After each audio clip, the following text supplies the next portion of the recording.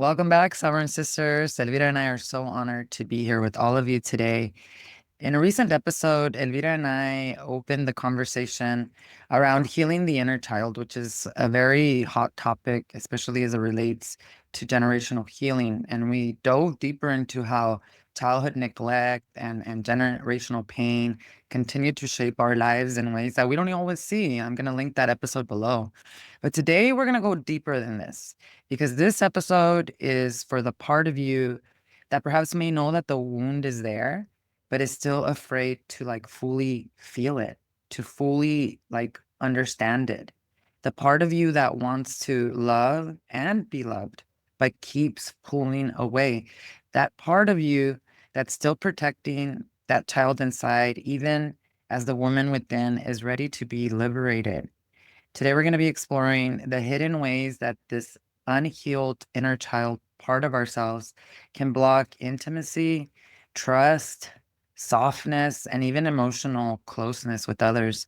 And it's not just in romantic relationships, but because this appears in sisterhood, in motherhood, and especially in our connection with God. Today, we're going to share how true reparenting is more than just comfort or coping. It's about a spiritual return to your original innocence. So, using tools specifically from Kundalini Yoga therapy, the teachings of Jesus Christ, the principles of A Course in Miracles, a holistic approach where we're dealing with the body, the mind, and the spirit. We're going to talk about what it really means to create safety in your nervous system, to be able to open your heart again, not just for healing, but for actual living. How are you, Elvira? I'm doing amazing. How are you doing? I'm doing really good, thank you. We just passed the spring equinox. You and I are recording right after the spring equinox. It was a very initiative week. Where, whether we were conscious about it or not, we were definitely initiated into a new cycle. And I feel like definitely integration is going to be needed here. We're in between these eclipses. So regardless of when you're watching this, know that these messages always come to you in divine timing. But this topic that we're going to talk about today, I swear to you, I think we could do 50 podcast episodes just on the inner Yes. child, don't you think? Oh yes. It's crazy because as an adult, I had no idea about my inner child. I didn't even know she existed. It wasn't until I started doing the inner work that I was like, oh, that little girl's wounded. I need to work. I need to I need to give her some healing. Oh my God, I feel you so much. I remember when I first heard the term inner child, I was like, what is that? It just didn't resonate. And of course, it didn't resonate because I've been ignoring her all my life. And then I started to read up on it a lot. One of the best teachers on this subject matter, especially like Dr. Gabor Mate, who is one of our favorite trauma-informed doctors. He's so compassionate about explaining the inner child, and I'm so glad that so many people are learning about him. And in the first episode, we did take time to really talk about what is the inner child, right? How does it show up? How is it connected to generational healing? Which, again, I'll link the episode below in case some of you have not heard that one yet. But today is really not about fixing the past, or it's not really just about addressing what the inner child is. It's more about really coming home. Because one of the things that we're talking about is in the last few episodes, it's like we don't want to get stuck in this identity, right? Of I'm broken or I'm wounded. And like you just said, like a lot of people don't even know that the inner child exists or have even addressed it. So I think today the focus is more of the intimacy part, like how does this show up? And then how do we actually reparent ourselves? We talked a little bit about that in the first episode, but today we're going to go deeper into that to better understand and also share our own personal journey of what did it look like before when we were ignoring our inner child versus today, where we not only not ignore it, but we also do not identify with the fact that it is broken. And 9 over you and I, that has been quite the journey, wouldn't you? Oh yeah. I never realized until I started doing this work in regards to the inner child and then going more deeper into it and learning how whatever we went through as a child, we end up picking spouses and even friends because we're trying to replay whatever happened as a child and we're trying to heal it or fix it or change the outcome. So I never realized I married my mom and my dad. Like I married, it was weird because he has both, and even friends. I would pick girlfriends that were, I was trying to heal like that relationship that I had with my mom, and I didn't realize that was the type of friends that I was picking because I was trying to fix whatever wound I had as a child. And now that I'm older, it's different because different types of friendships come into my life. So true. I don't know if you've seen the difference of that too, because I know with friends, once you start doing it and you become aware of it, the type of friendships that come towards me because they just come naturally, they're completely different. Yeah, 1,000% agree with you. It's kind of like, and that is, it doesn't just go for like girlfriends, romantic partners. For any of you who are single, or Yeah. when you heal your inner child, you don't have to be afraid of attracting the same toxic man to your life either. And it's kind of like what the course talks about. Jesus Christ talks about as it relates to the shadow figures. Remember, like that whole section, how when we go through these experiences as children, right, and we're developing this pain and this unconscious resentment many times, that those people that we don't forgive, like they end up showing up as like we said, a client, another friend, a relationship. Even if we try to get rid of them, that's why we were talking about how it's not just about cutting people off, and it's about maybe, yeah, setting that distance and boundaries, but being able to do that from a place of love for that person, and then still having to do the healing work ourselves, because we can't escape this university called life.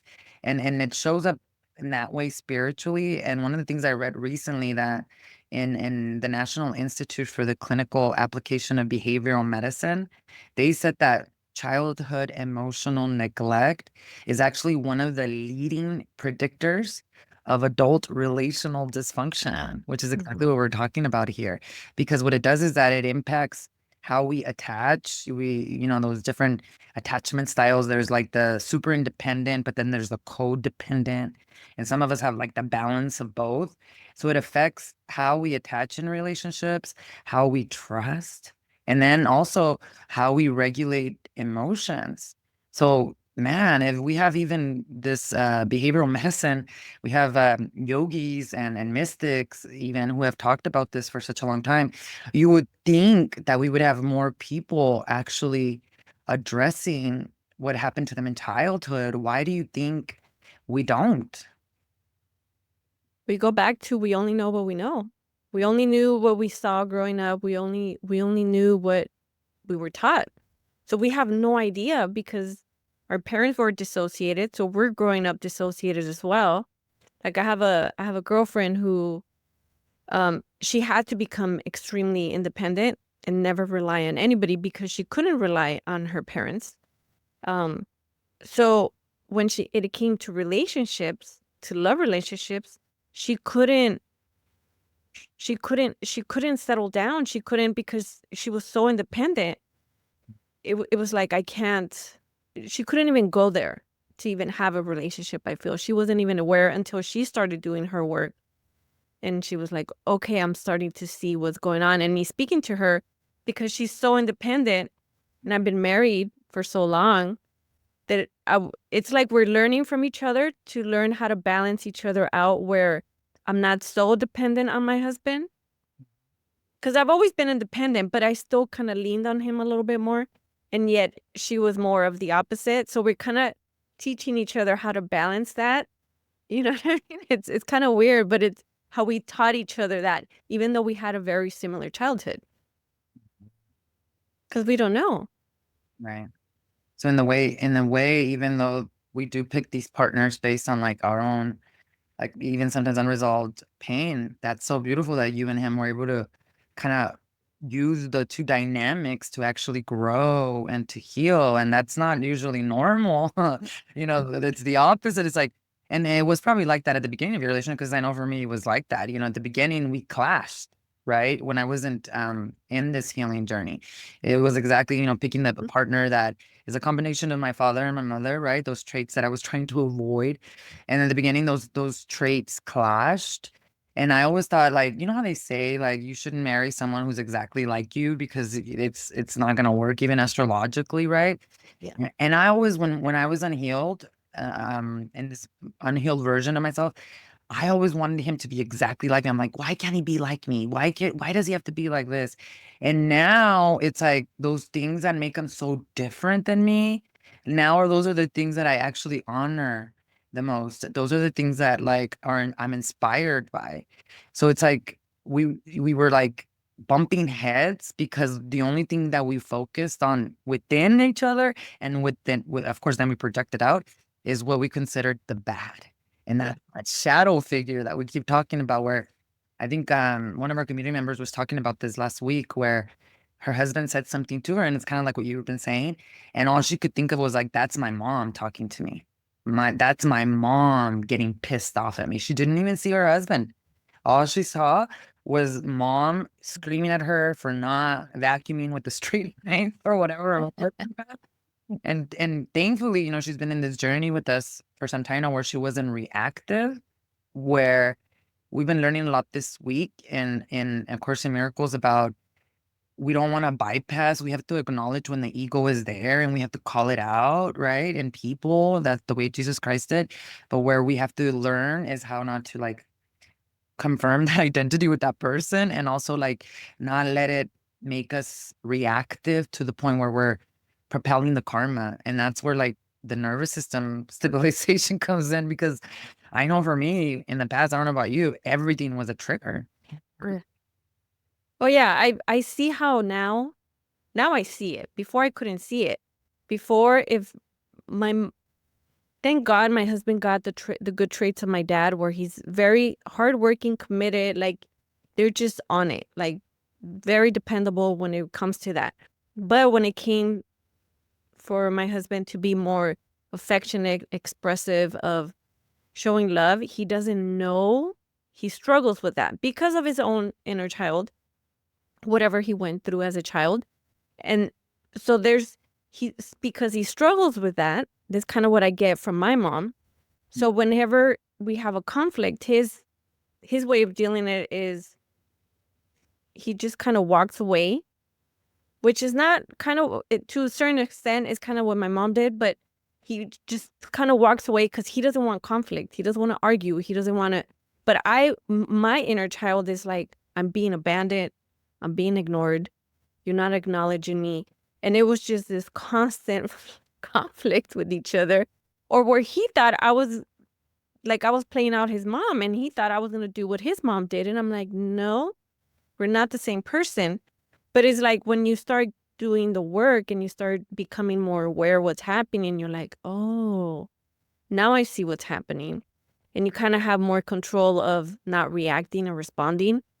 And then a lot of times it doesn't even happen that way anymore because you kind of work through that. You know what I mean?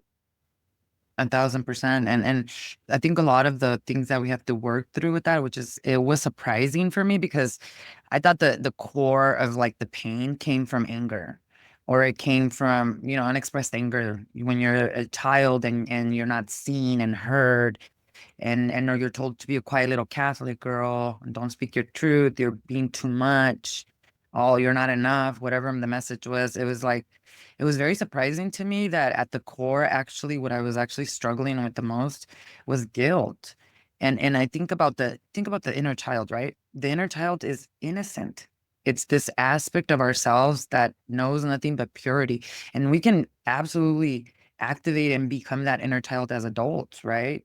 Where we can be like children. Isn't that what the Bible says? Like you can only enter into the kingdom of heaven as a child. And that doesn't mean like, reverting your age. What that means is that purity, that innocence. That's the thing. And when we go through patterns of abuse as children, that innocence is lost. It's lost because of the fact of the experiences that we go through in the trauma. But then, of course, unconsciously, we're developing resentment, we're developing anger, we're developing at the core of that guilt. Because how many of us don't want to just forgive, right? Especially our parents, and especially from our culture where God, you don't stay mad at your parents or that you're the bad person, regardless of like what they've done to you. And that's also very toxic too. And we've talked about that. But I think at the core, there was a desire in me to truly love unconditionally, to truly forgive, but I didn't know how to do it. I didn't know how to do it. And because of that, it wasn't, I don't know about for you, but for me, it wasn't necessarily what happened to me that stole my innocence. I think that what really stole my innocence is the fact that I couldn't be a child anymore, that I felt all this guilt for having the anger, for having the pain, like, and I didn't know what to do with it. So what did I do? I ran away from it. I made God into this like punishing God that was probably really mad and angry with me. And then I kept sabotaging my successes, right? Creating all these lessons that I thought God was just giving me when it was nothing like that at all. So I think a big part of what reparenting, which is what we're going to talk about next, is going back to that innocence. And I think it's totally possible to do that as an adult. What do you think? You know, when we talk about a couple episodes, we were talking about how the unworthiness that we feel and the perfectionist. So we feel because as a child we weren't heard or we weren't seen. Mhm. As an adult, we try to become perfectionists or try to do for everyone what we think they need. So we're trying to be and do for everyone and be at least for me, what I thought my mom wanted me to be, what I thought my dad wanted me to be, what I thought my husband, and just completely ignoring myself. I feel it all comes back to that because it's like, well, if I wasn't worthy enough, we continue to feel that unworthiness, but it manifests in different ways. And then it gets to the point where I couldn't do it anymore. I was dying to be me, I was just dying. My soul was dying. So when we become aware of that, it's just, how do I explain it? When we become aware of that, that's when we kind of start more learning and being more compassionate with ourselves and knowing that we are enough. Because I've done several meditations where I just sit there and I see that inner child. I see that little girl, me, as a little girl, and just give her the hugs and the love and that she needs, that she was craving since she was a little child, and knowing that she is worthy because God is telling me that I am worthy. He's letting us know that he does love us because he has given us so many blessings. We just don't see it because we're so focused, like you said earlier, on the negative, on the bad things, that we don't see the good things that are actually have happened and are still happening for us. 1,000%. And one of my favorite lines in the course that helped me through that, because it's all associated to that, is where Jesus says, "You are not guilty. You are still as God created you." And when I think about like the spiritual psychotherapy work, going to the classes every Tuesday, right, studying it every day, that is like the core of reparenting, right? It's the self-worth, it's the coming back to innocence, it's knowing that the child within us is never broken. She might be scared, but she's sacred. She may have forgotten, but we can remind her, right? And then that was why A Course in Miracles was like so impactful to me, because think about the perfect parent. I think God is the perfect parent. Jesus models divine parenting. I mean, the entire course is about remembering who we are at our core. And Jesus never shames, never rushes, and never abandons. And he stays, he speaks truth with love. He sees the child and calls her holy. And I remember that one of our community members, that was one of the lessons that we repeated, I am holy. You would think she would struggle with like the forgiveness. You would think she would struggle with the forgiveness lesson, or there was other lessons that we had to talk about, different things. But it was that. It was her resistance. And I know this was the truth for me. I just didn't acknowledge it. The resistance is accepting yourself as the light, as the purity that you are. Why? Because of the trauma and the identities that were created around you. And that's why for me, like spiritual psychotherapy, the Course in Miracles, it is on steroids, because like Jesus doesn't leave any rock not overturned. Like it's always this constant, like, remember who you are. Remember that we make mistakes in this world, but that God is an all-loving God, a forgiving God. In fact, a God that actually wants to be involved in your life.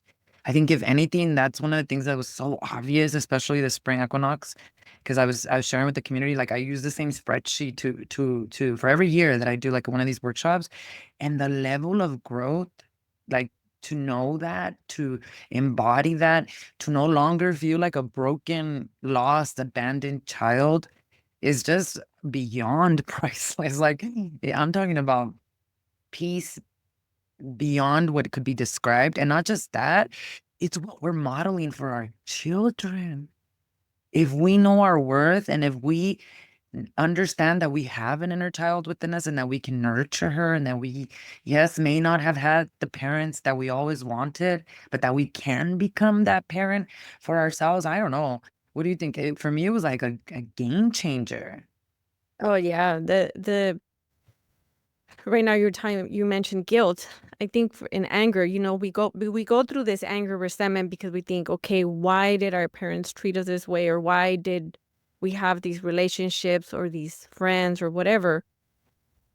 But I think deep down is not just anger, resentment, and guilt towards them. It's also towards ourselves, because at least for me, I felt for a long time like, why didn't you see it sooner? Why didn't you catch it sooner? Like it was so obvious. This is what was playing out. Why didn't you see it? Like, I think a lot of the anger, even treatment that I've had from certain people, I'm like, why didn't you ever speak up? That's the narrative that plays in my head. Like, why didn't you ever say anything? Why didn't you speak up? Why didn't you stand up for yourself? Or why didn't you? But it goes back to that, it's that little girl that felt she didn't have a voice and felt she couldn't defend herself. She couldn't speak up and say what she had to say because she would be told, oh, you exaggerate too much. It's not that bad. Or, you know what I mean? So after a while, you start shutting down. But coming into, and it was so beautiful last night. We had our spring equinox and we were together. And I just felt like I'm ready. I'm just ready. Like I'm ready. Like I didn't feel any like that I had to release anything else. I just felt this is it. Like this is what I've been working for to get here. This is like I'm ready. I'm Yes. ready to be seen. I'm ready to be heard. I'm ready. That's what I just kept feeling. Oh my God, that's so beautiful. That's exactly how I felt. Give me chills what you just said.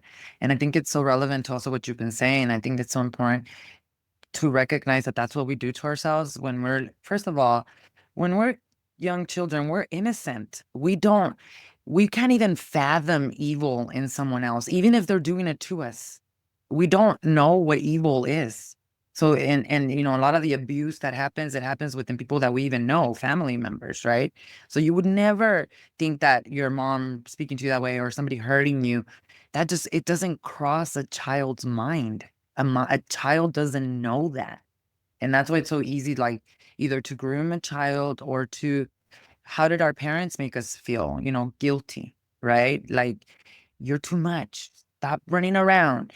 Be quiet. All those things. That's emotional shutdown on steroids. Like, okay, if I'm not heard by my own people that are supposed to protect me, that means no one's gonna hear me, and that means that I need to shut up and not have these emotions. So it's like a buildup. Imagine as little girls, and then growing up with this. It's like a bomb that's ready to explode, and then our husbands had to take that part of it. Well, glad they're still alive for sure. Glad they're still alive, although they had their own little situations as well.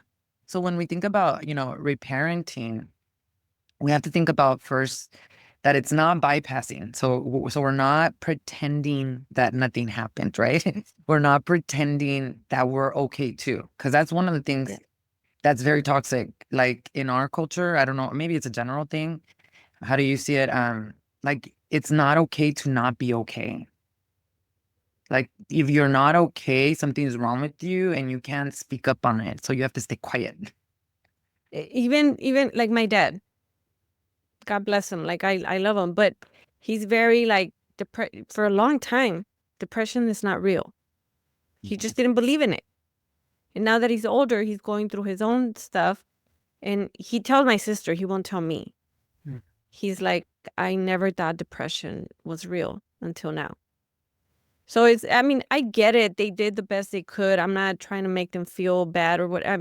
It is what it is. They did the best they could, just like we did the best we could with our own children. But we're in this journey, this evolution to show our kids and our grandkids, our future grandkids, that it is possible to change and it is possible to do better, and that we all have to do better. They need to do better than what we did. Just like your son said, that thank God he started his healing journey at a young age. I thought that was so cute. I just keep remembering that. Like it's true, because they're so aware.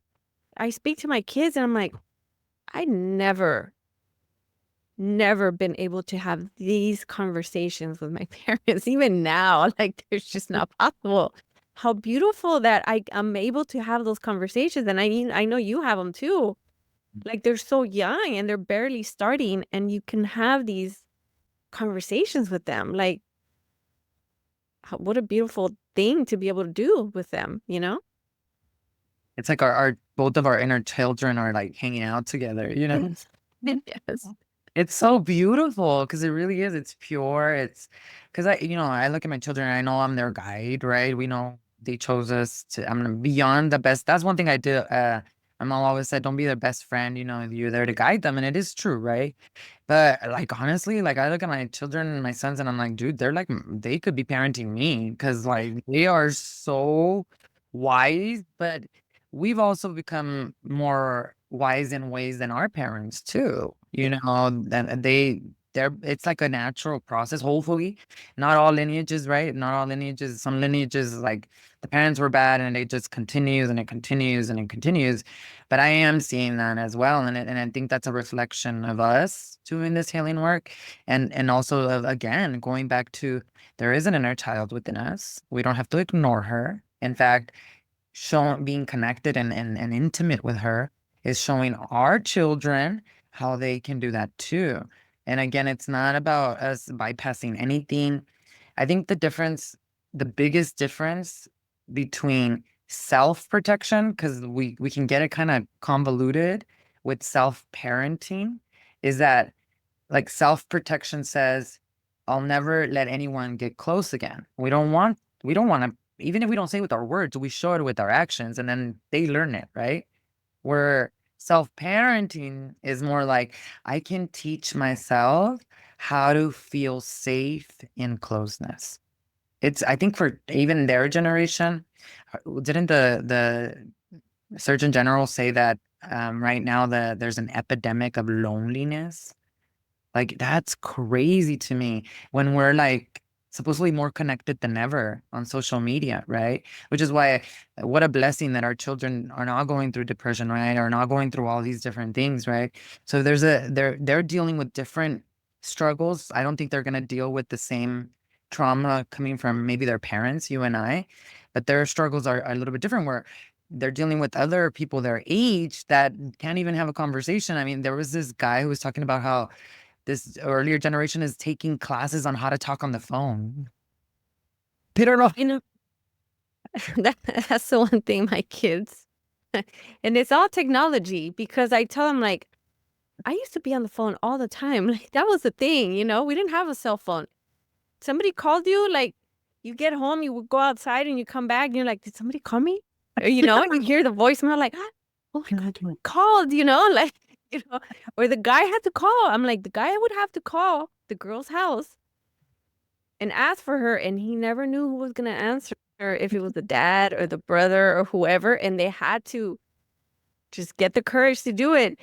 The other day, I hear my son, and it's funny because my kids answer the phone, and when they were younger, they would just answer and they wouldn't say anything. I'm like, hello? The other day, I hear my son, my husband's like, call my friend, tell him if he, like, check if he's home, one of our neighbors, so you could take him whatever it is. He needed some tool. And my son calls, he's like, are you home? He's like, okay. And then I heard him, he's like, yeah, it's Omar. He's like, yeah, okay, I'll go right now. And I'm like, son, When you call somebody, say hi. This is Omar. Are you home? Can I go take you? He's like, I don't understand. It's so frustrating. I'm like, do you not hear me speak on the phone? He's like, there's no small talk, no time for that. Go straight to the point.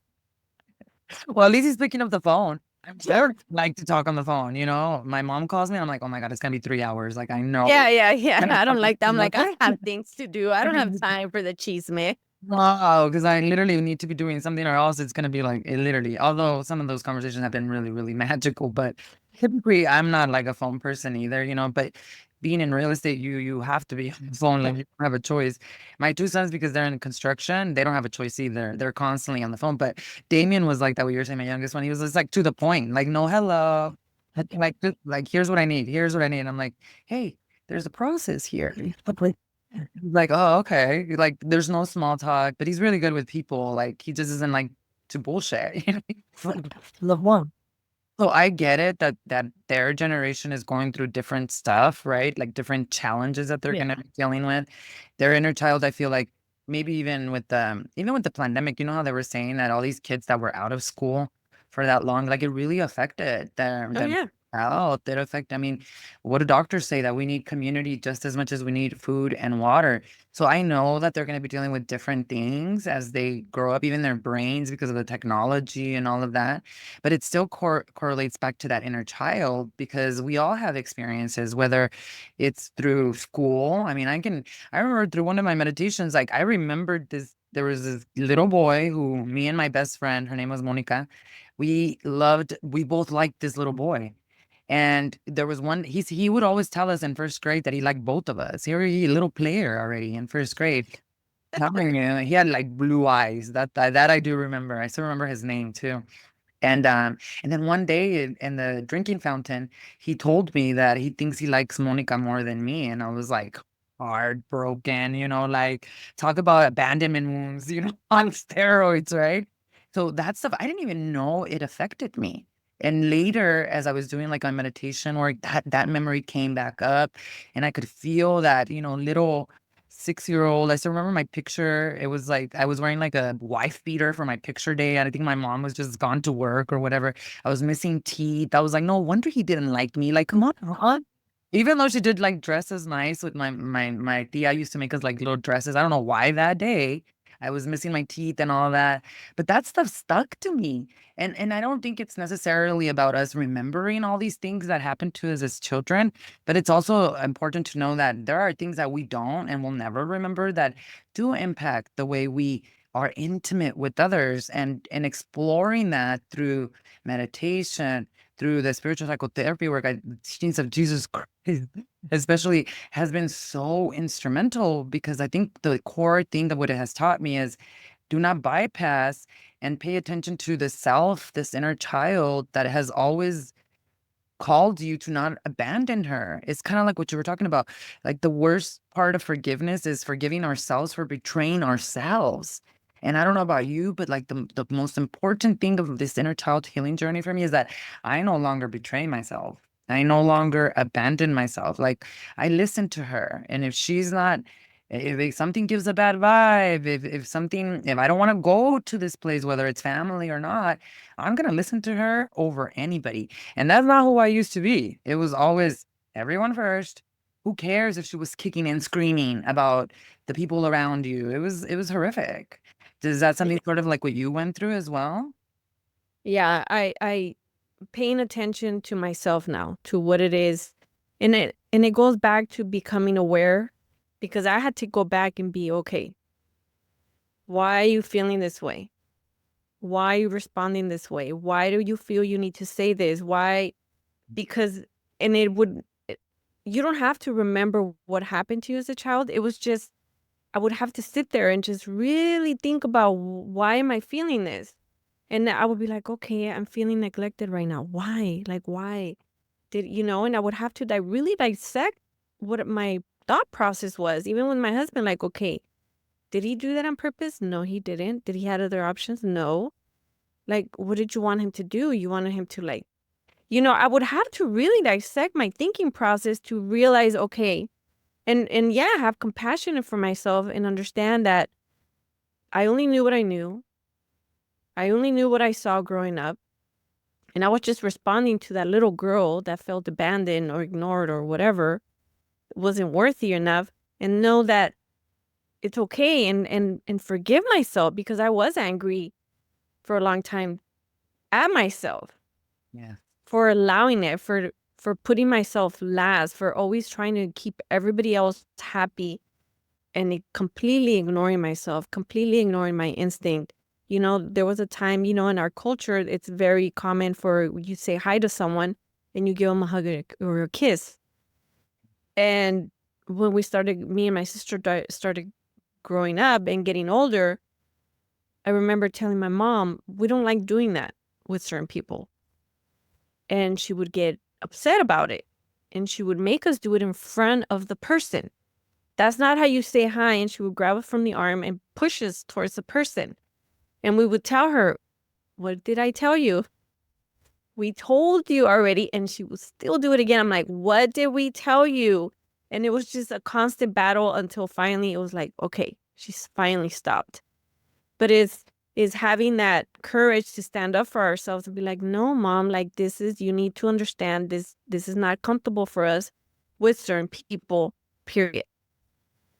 And it's just, she, at the same time, she only knows what she knows. She knows that that's how she was brought up.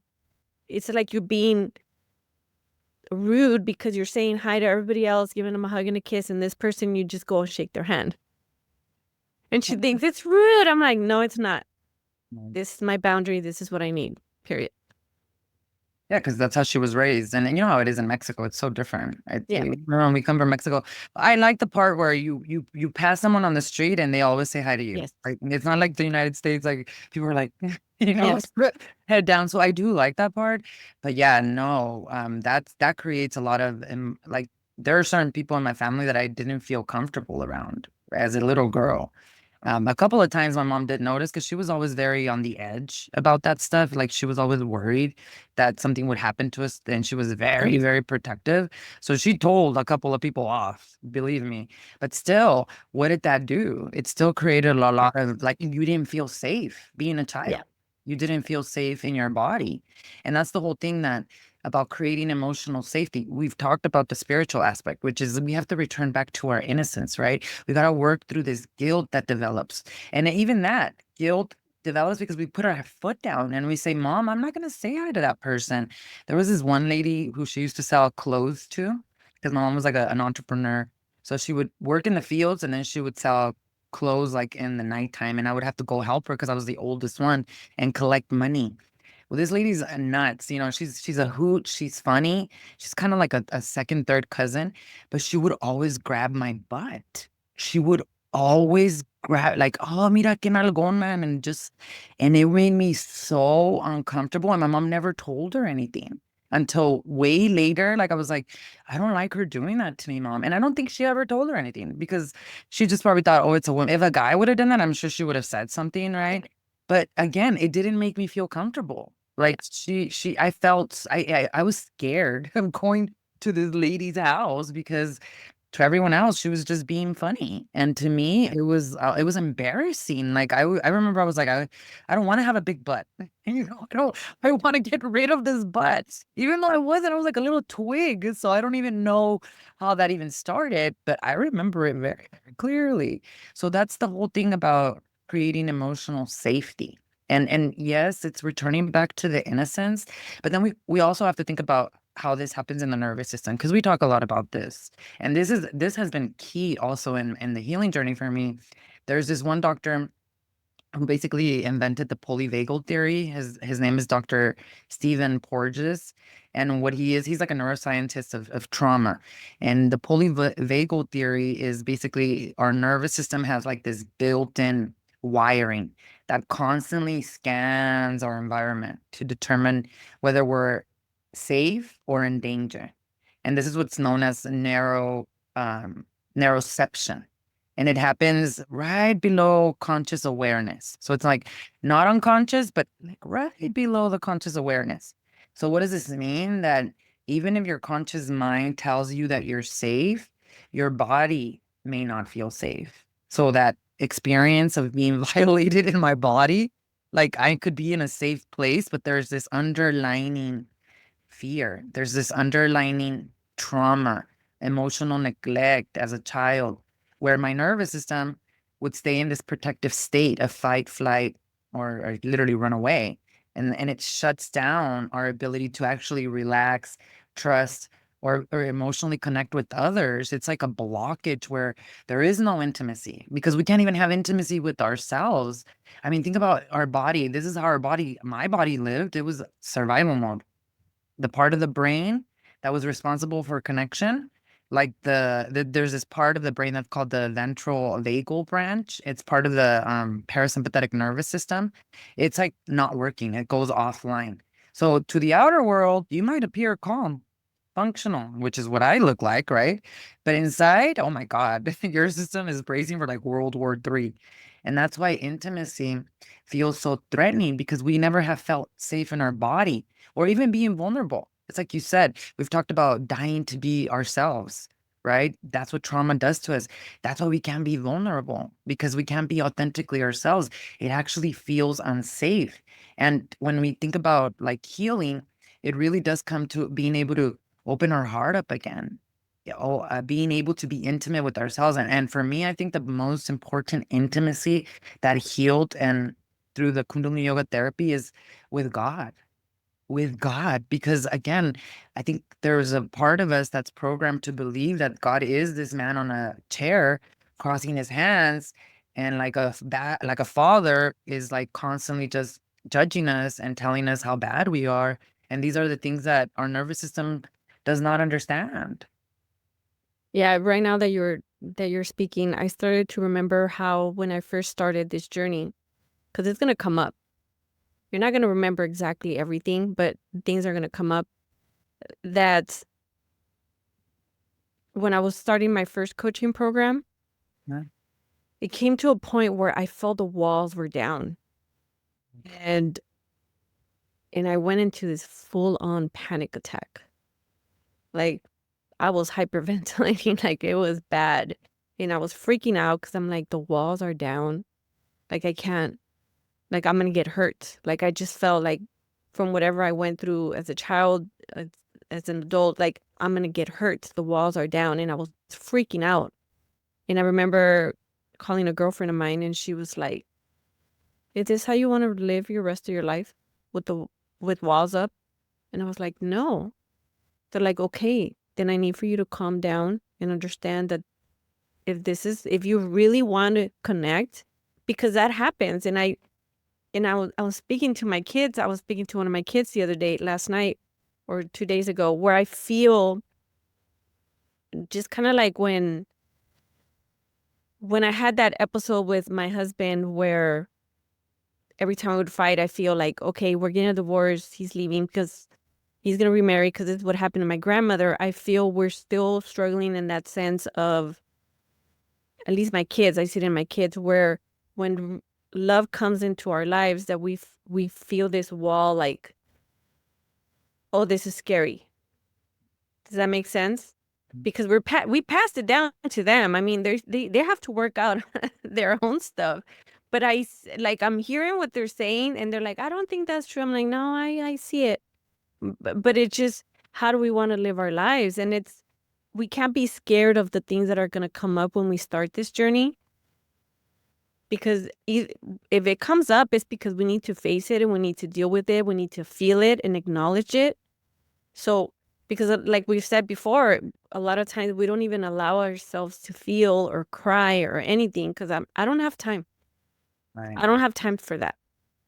Because we don't want to sit there. It's uncomfortable and it could be painful at times, yes. But again, I'd rather go through that and be here.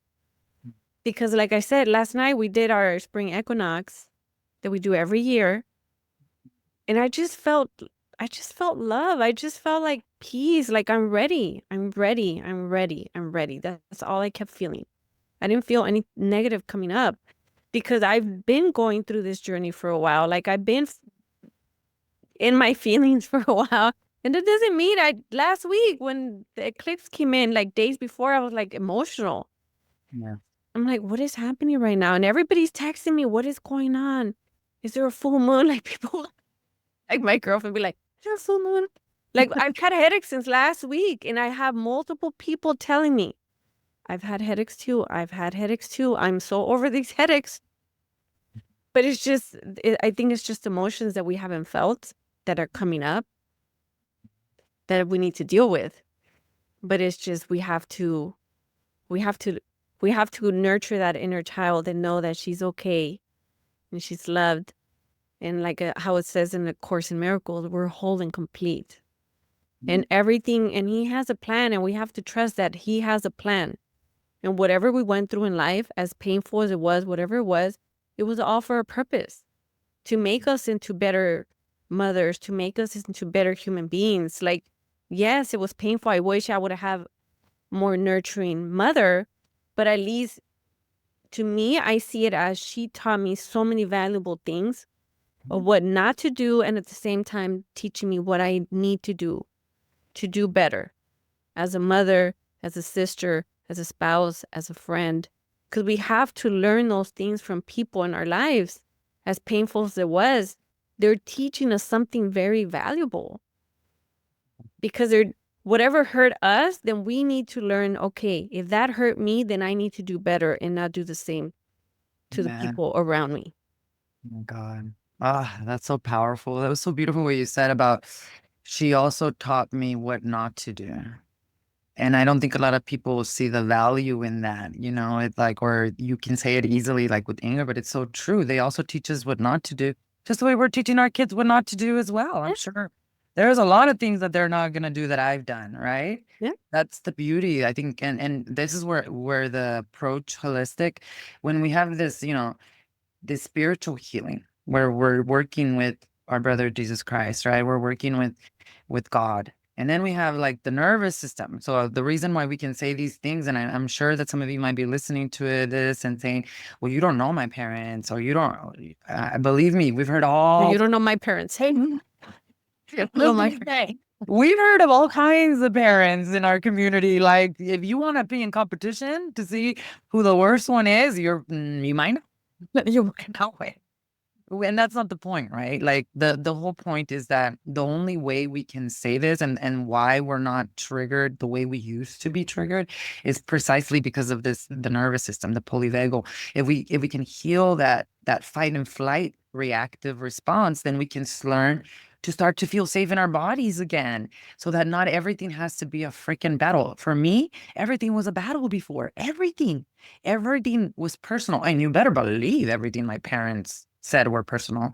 And now it's like they don't really do it as much, or if they do, it's very easy for me to understand that they're coming from their pain, that it literally has nothing to do with me, that they're reacting out of, like you said, my dad is retiring right now, so he's going through his little depression, like, I don't call it little, but he's going through this little phase, right, where he's working through that. So some of the things he's a little bit reactive about, right? My mom, she has her days, and she has some days that are not. I'm not her doormat anymore, for sure, because I don't give her that opportunity anymore. But by the same token, there are little things, like what we had people over on Saturday, for example. She always gets here early because she cleans over my cleaning. I was like, I spent 2 days cleaning, and then she gets here because she has to clean everything. Before, that would have irritated me. Now I'm like, heck yeah, let me give you some more stuff to clean with. Here you go, So don't forget that little spot right there. Believe me, she will not forget. She knows. I was like, I didn't even know that existed. Like, where did you find that?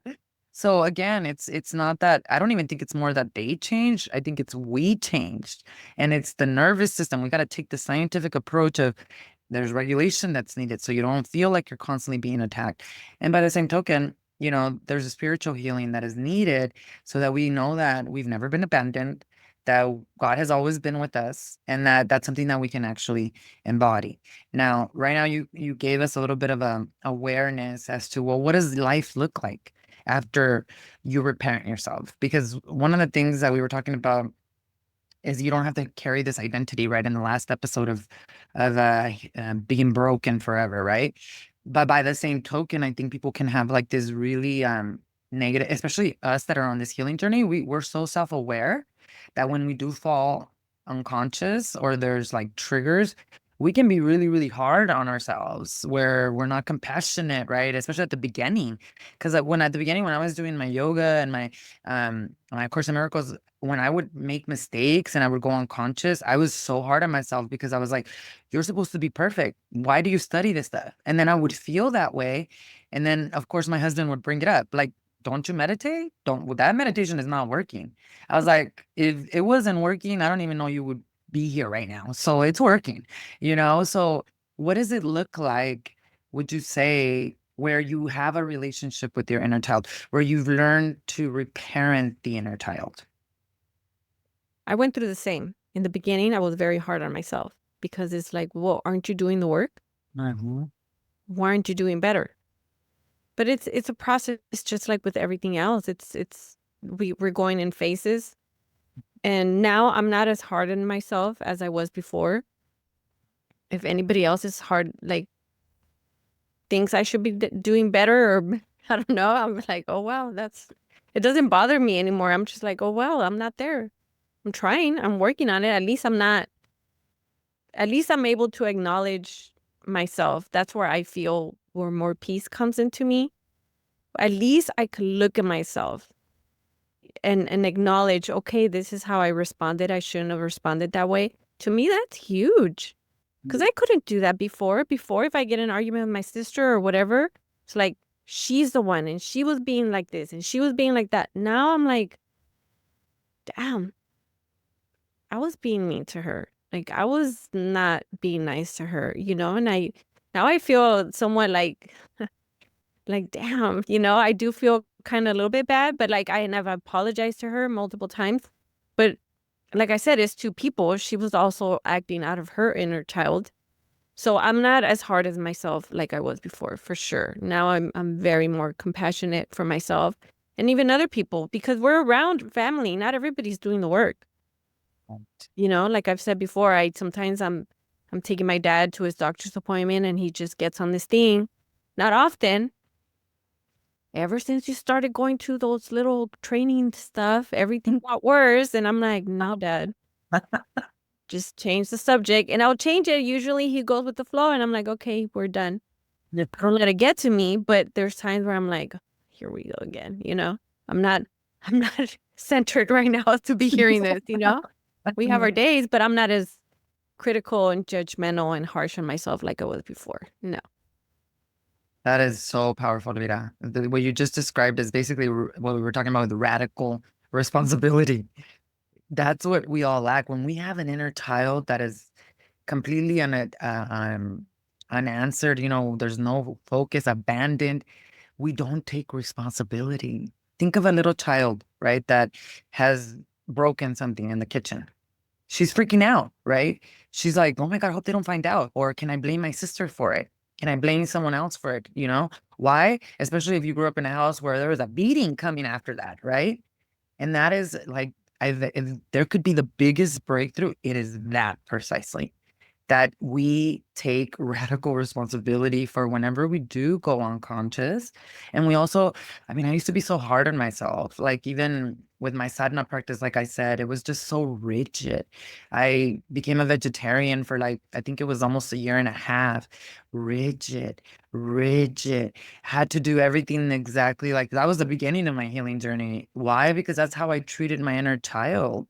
And then that caused a lot of like stress that then I projected out into others. So it was like a evolving journey of like, okay, first of all, and it's that it goes back to what we've been talking about this week in our classes where we got to recognize the ego, right? Where it is in ourselves, bring the light to it in others, but not get stuck. Radical acceptance and responsibility is about then not getting stuck in the identification, in the aware or the commotion, oh, the rumination. Oh my God, the rumination that would happen. Like I said this to someone, my God, now I'm this, and this. Now the whole world is gonna know now this is gonna happen, and this is like, that's how people live day to day without healing their inner child.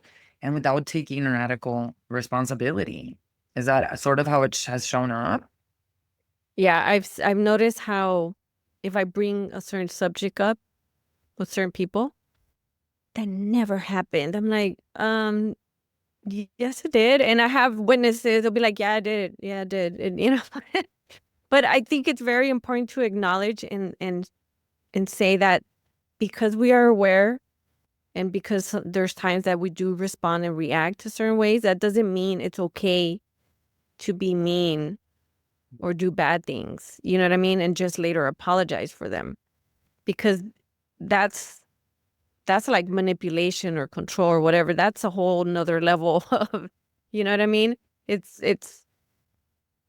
like when we say I accept and acknowledge, it's at times that, yeah, maybe I get upset and it wasn't the other person's fault, but it doesn't mean like, oh, well, because you did this and now I'm going to call you out and be mean to you and call you all these bad names. And like, no, there's always that certain line that you can't cross, where even if you apologize, it's like, no, that's not okay. You know what I mean? And I think people that do that, they're obviously disassociated and it's a whole nother level. They're not doing the work. Because I've heard people say like, oh yeah, I went to therapy, I went to counseling, blah, blah, blah. Like, yeah, but you're still beating your partner. Like, what do you mean? Oh boy, I apologize. That's still not okay. Like, no, there's always that fine line that you can't cross. Yeah, I am so glad that you brought that up, because we definitely don't want to give the wrong approach to that, because it's not about that. And it, I don't know about for you, but it has gotten way better for me, where I don't go to those extremes. Yeah. Maybe the triggers are about, I don't know, we're traveling or something like that, but it's not like how it used to be at all. And I remember when I was a little girl growing up, because I went to school with one of my husband's cousins, later found out that he was his cousin. It was the most bizarre thing in the world. And he said, and here I am talking about our childhood, and he told my husband, that was a really mean little girl. And I was like, "Me? Like, what are you talking about?" He's like, "You were mean. You were just so mean. Like, you were like, not to everybody, but you were bullying me." And I remember, like, he was annoying to me. Like, he would always like bother me too. And I always kind of grew up with like this wall where I had to defend myself. Like, as a little girl, they would make us fight. I grew up in a trailer park, and I remember they would put two people together and we'd be fighting in the trash can. So my whole life was like a fight. You know what I mean? Plus what was going on at home, right? So, and then fast forward to today, to who I am now, and my husband, funny enough, in December, I remember his words, because this is the first time he's ever said that. He was like, I noticed you have turned into so much more compassionate. Like, you're just so much more accepting. You keep the peace. Like, he was saying all these things. I was like, I do? Like, I didn't even notice that stuff, right? And he's like, "Yeah, you're just way," because everything used to be a fight, like even going to his Yeah. parents' house versus my parents' house. And now it's like I'm just trying to like be compassionate and not people please, but like also just not be this rigid, not broken, but angry inner child, angry little Yeah. girl who was not seen. So there is major progress, and I don't go back into my definitely dark nights of the soul where I took everyone down with me.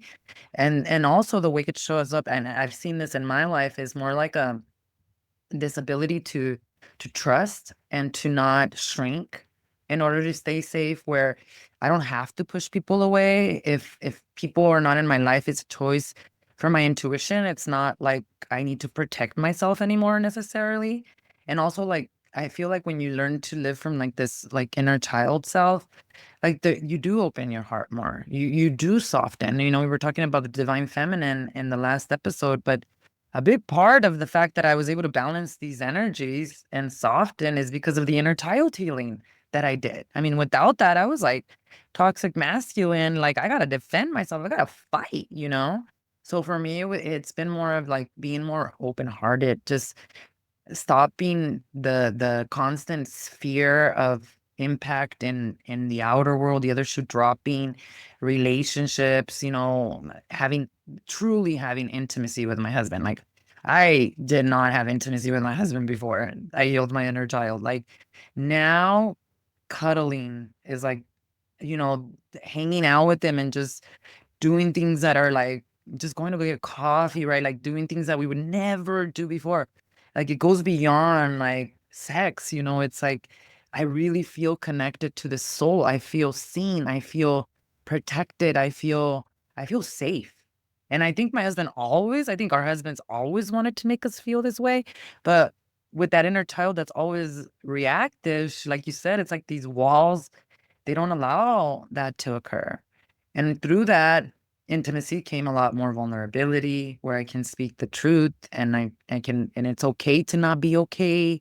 It's okay, to say I'm not feeling good. Like where before I had to be like the strong one and I can't be sick and I can't do this. And now it's like, no, I'm reaching out for help. I'm letting people take care of me.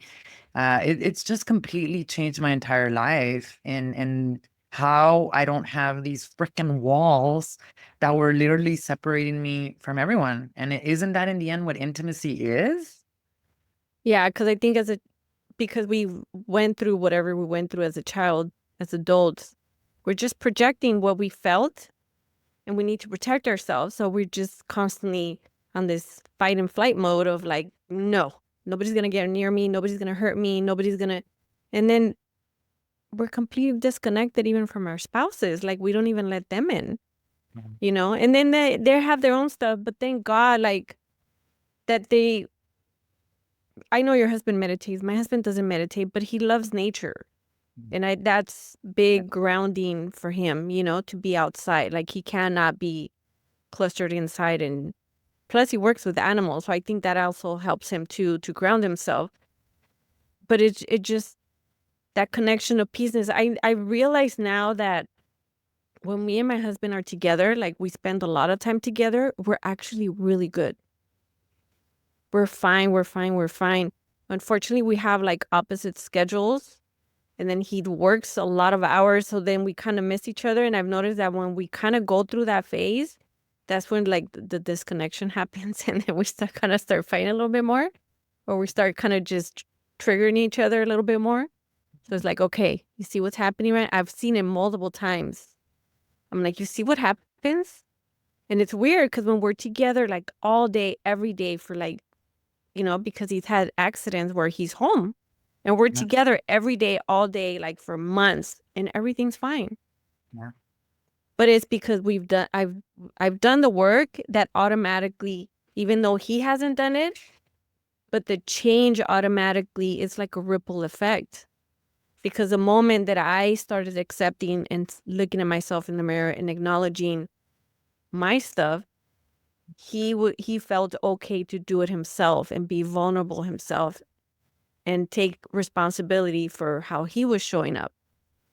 And then there's other people, unfortunately, that they can't respond back to that. They're like, what?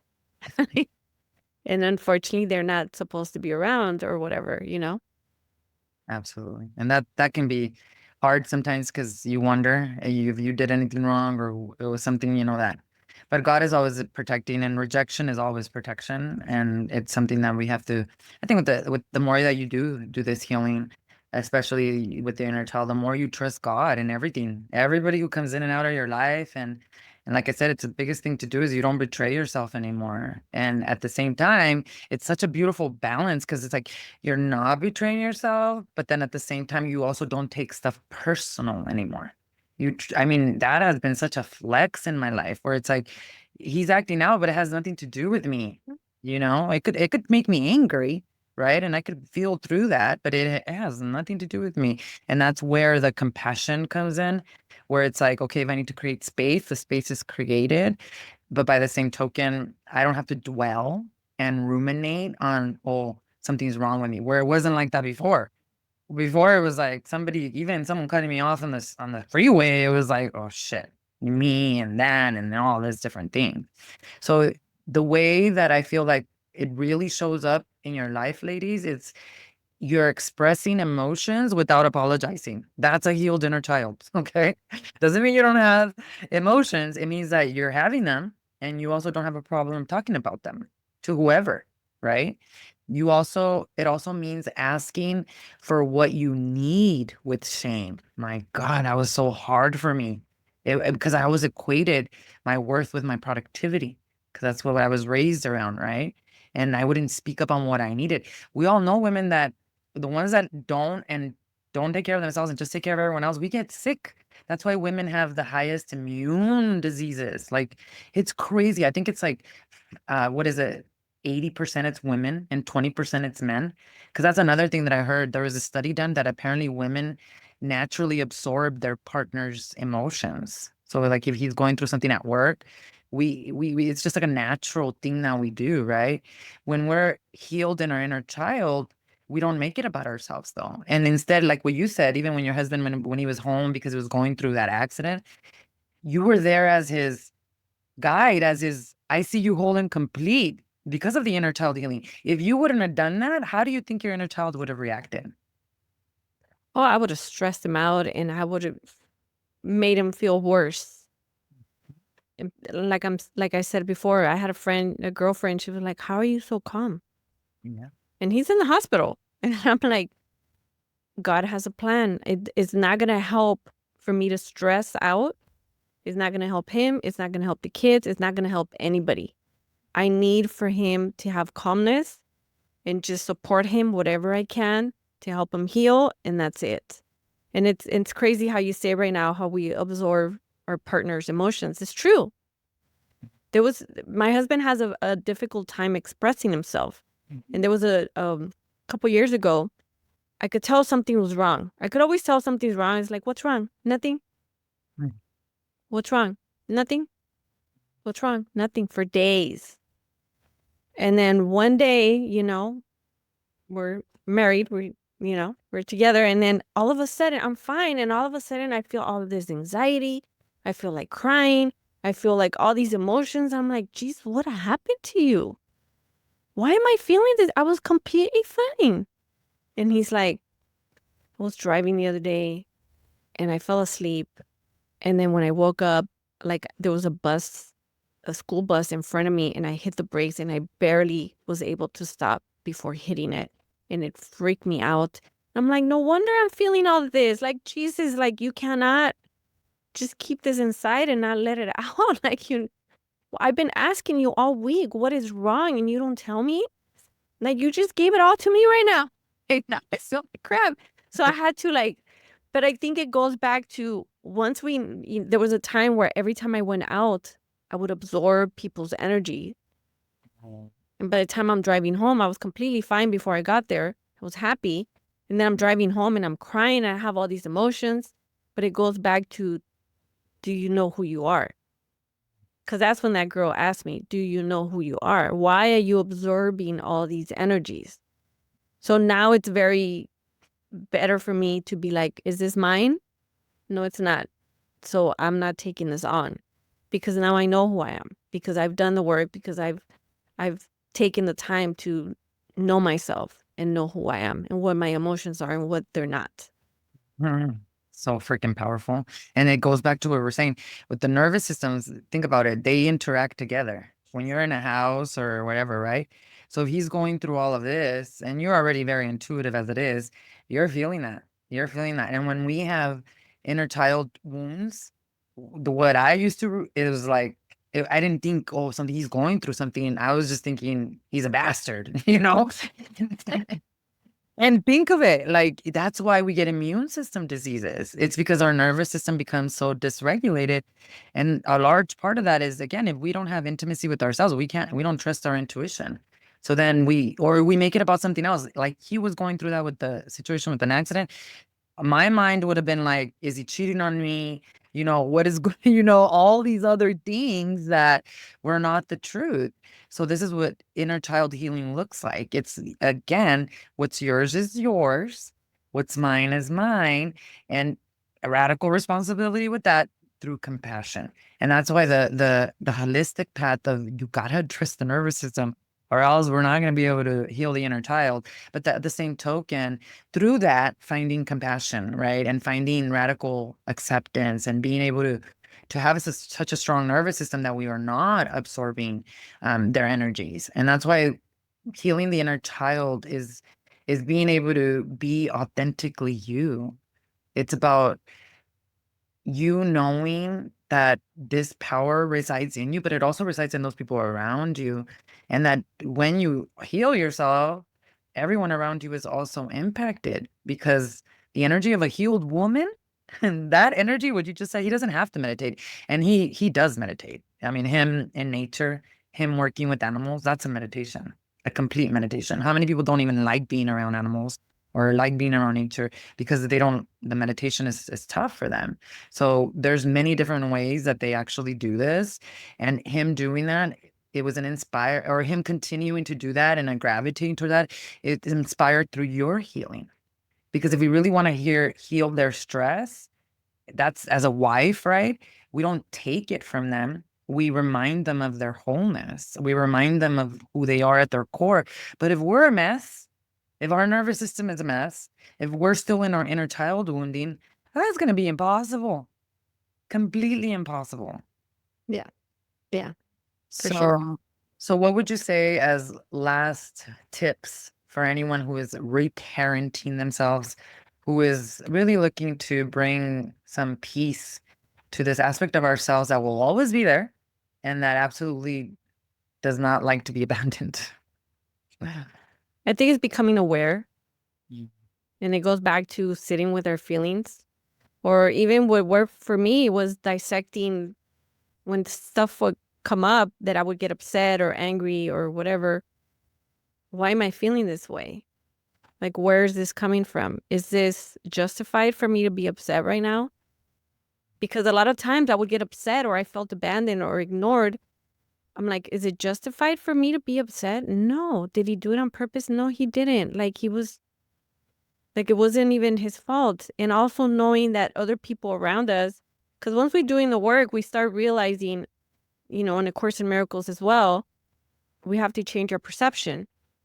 Yeah. Just like understanding that whatever we went through, we need to learn from that and do better, because they're teaching us not just what not to do, they're in return teaching us what to do. And also knowing that people around us, a lot of times, they're acting out of their own insecurities, their own inner child.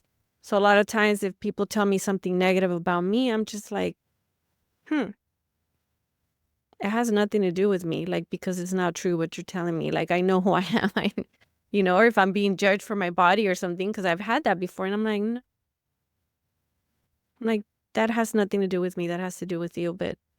And just knowing and not let it affect me, because I'm like, okay, because they're dealing with their own stuff as well.